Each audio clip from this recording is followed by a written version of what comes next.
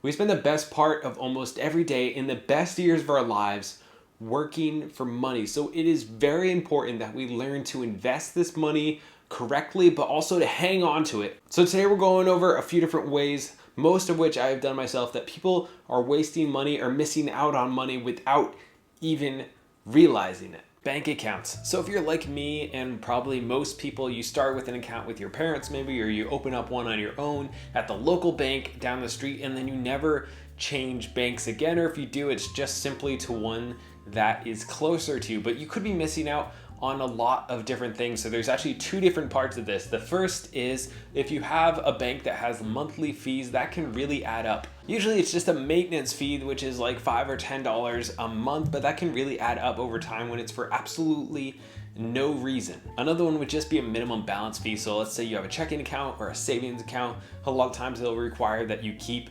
$500, $1,000, $2,000, whatever it is inside of that account. And if you're under that, they'll charge you again a fee each month. And that's for absolutely no reason when you can just switch to a bank that doesn't have that. So once you find a checking account that's not gonna charge you every month, I recommend moving your savings account to a high interest savings account. Usually these are ones that are online that offer about 1.5%, sometimes up to 2%. Right now they're at like 1.7, 1.8%. So you can at least be earning something on your money as opposed to the almost nothing that you earn on conventional bank accounts. It might be a few cents a month. I remember when I was a teenager and I had like, a few $1,000s in the bank and I was getting like 3 cents a month or something like that. And it just drove me crazy. And now I'm able to earn, a decent amount more. Like 1 or 2% is not a ton, but it is something. If you're saving up for a down payment or you're saving up for something, you can have that money, earning a little bit of money. There's absolutely no risk because it's not in the stock market where you could earn more money. But then again, you also have that risk that the market could go down. You wouldn't be able to access that for a while. So it's a good place to leave an emergency fund, or while you're saving up for something you don't want to take any risks, put it in a high interest savings account. Here are a few different ones that you can try. All of them are going to be pretty good options. All right, so I promise we'll get past ATMs and bank accounts real soon, but another way would be using an ATM that is not associated with your bank, and you just get charged a few dollars for every time you take out money. So if you use cash a lot and you're using these other ATMs, you might not really see that charge, but it is costing you, like if you're pulling out $20 and it's costing you $4 to pull that out, that really adds up. That's a pretty big percentage. It's almost 25%. About 30% of all bank accounts are hit with an overdraft fee at least once a year. So just be very, very cautious that if you're gonna withdraw money, you make sure that you have enough in there, because if you're trying to withdraw it, and you don't have enough, or you're bouncing checks, that can really add up quickly, and it's really just wasting money. The banks don't need any more money. Just try to avoid paying them at all costs. We're getting out of bank accounts. We're on to food. Make sure my mic is on. I actually recorded this twice. The first time my mic was not on. That was quite frustrating, actually. So one way I like to optimize my food is by meal planning, and also going to the grocery store once a week to save on time, and also gas and everything else going there. And if you go more than once, you end up buying more food. But a lot of people waste between $1,000 and $2,500 a year on uneaten food that gets thrown away because it gets moldy, or you make something and then you have a little bit left over, you put it in Tupperware, it goes to the back of the fridge, and then you find it like a month later and there's just animals growing out of it, and you like open your fridge and you fall backwards onto the floor because it's disgusting. It happens to everybody.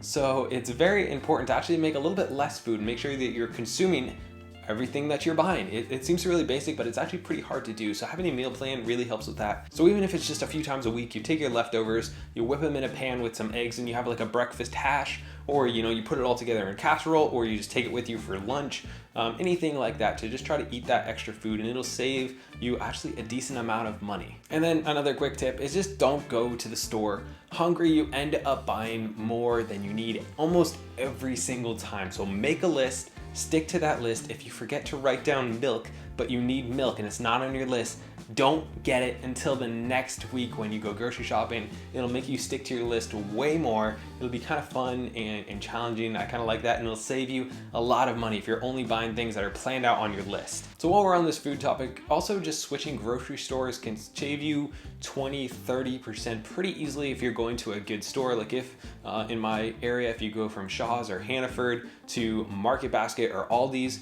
it could save you a ton of money, sometimes even 50%, because those stores stores are really expensive, especially if you're doing name brand products here and store brand products here. A lot of times they'll be pretty similar, if not the exact same thing. I've heard stories about either orange juice or baked beans or whatever, and they have the exact same stuff going into, you know, the Walmart brand and the Tropicana brand or whatever, Bush's baked beans and Walmart's baked beans. Some of them definitely do taste different and act better and all that type of stuff, but some of them are a complete waste of money along with name brand clothes. You just need to be careful that you're buying something because it fits or because you love the taste of it or whatever, not just because of the name that is on the packaging that you're used to or the name that's on the t-shirt that you want to represent. If you're not taking advantage of travel rewards, this can be costing you thousands of dollars a year, minimum of a few $100s a year. If you're buying things, you know, doing travel hacking, I did a whole video on this where you open up a credit card that have these huge sign up bonuses like the Chase Sapphire Preferred. It's the one I use as a great example, has a $4,000 minimum spend. So you put all your food and bills and everything on that, you get that $4,000 minimum spend within the first 3 months. You get 60,000 points back, which is worth about $750. You take that money, you can either cash it out or you can spend that on travel, and there you made $750 for doing nothing, just shifting how you spend your money. It costs you about 15-20 minutes, and you can do this multiple times a year. So not doing that can be costing you thousands of dollars a year just because you are scared of them or you don't want to have to look at it or whatever it is. It's free money as long as you pay your bills on time and you're in a good financial position where you can, you know, always pay your credit card bill. Buying poor quality stuff. So this can be shopping on sale, and can also be going and getting the cheapest dishwasher, washing machine, a car, whatever. Sometimes it's better to spend a little bit more up front and get a product that's gonna last a lot longer or not have as much maintenance or just gonna be a better everyday experience. Sometimes it might be worth it for the happiness to spend 10 times more on something if you're really gonna enjoy that than to have something you don't really like and you just end up throwing away.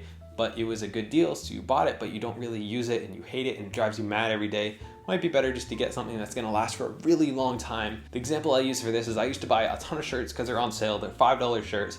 I didn't really love them that much, so I'd rather spend $10 or $20 on a shirt, and I'll wear that shirt 10 times more than these other ones that I hate that I might actually just never wear, even though they were just $5. So it might be better to spend more on something, but you get way more use out of it, so the value is actually there. It can be the same thing with a car. If you buy too new of a car, it's gonna have a huge amount of depreciation, so that's money that you're missing out on. That's another way.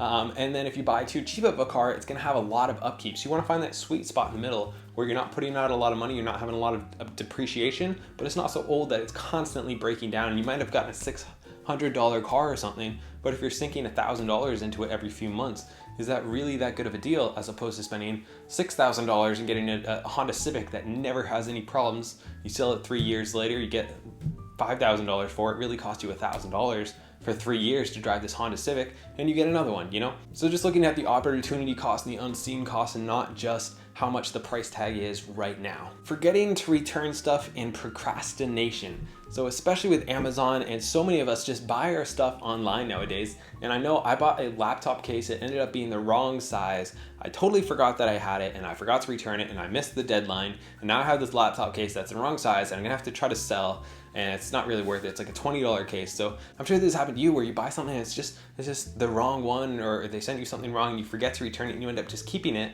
as opposed to returning it, and that can cost you money just forgetting to return stuff on Amazon or whatever. Or those people who send you boxes of stuff, if you have a subscription for that and you just buy what you keep, a lot of times you'll forget to return everything that's in that box, and you'll end up buying 10 things instead of just the one that you wanted or whatever. So just be cautious of those. Anytime you're buying anything online, you're like, well, I always have that option of returning it. Unless you actually do, then, you know, just be cautious. You might be buying something that you didn't mean to buy, or you thought it would be cool, and you're like, hey, it's $60 for this pair of shoes, but if it doesn't fit, I'll return it. You get it, it doesn't really fit, and you're like, yeah, whatever, I don't want to return it. Skipping out on taking care of yourself. So this could be anything from eating junk food to not having a gym membership. It's much better to spend a little bit of money now, have the gym membership, continue to go, stay healthy, or spend a little bit more, get healthier whole foods that really don't cost that much more than junk food, and really having a healthy lifestyle that's going to avoid having huge health problems down the road. And also just, you know, taking care of yourself really is just, it'll pay off down the road in your mental health. It'll pay off, it'll make your work better, it'll make your home life better. everything will get better. Just take care of yourself, have a little bit of self-care, invest into yourself. So that's what I got on how you might be wasting money without even realizing it. If there's any other ways that I didn't come up with, throw them down in the comments below. I would love to hear them and just trying to take a look at my own finances as I'm trying to improve my finances as I go towards financial independence and having a more minimalistic lifestyle. So I hope you guys enjoyed this. Drop a like if you did, subscribe, follow me on Instagram, do all the YouTube-y stuff that people ask for, and videos smoother than this. Well, that was really bad. Should probably do that again.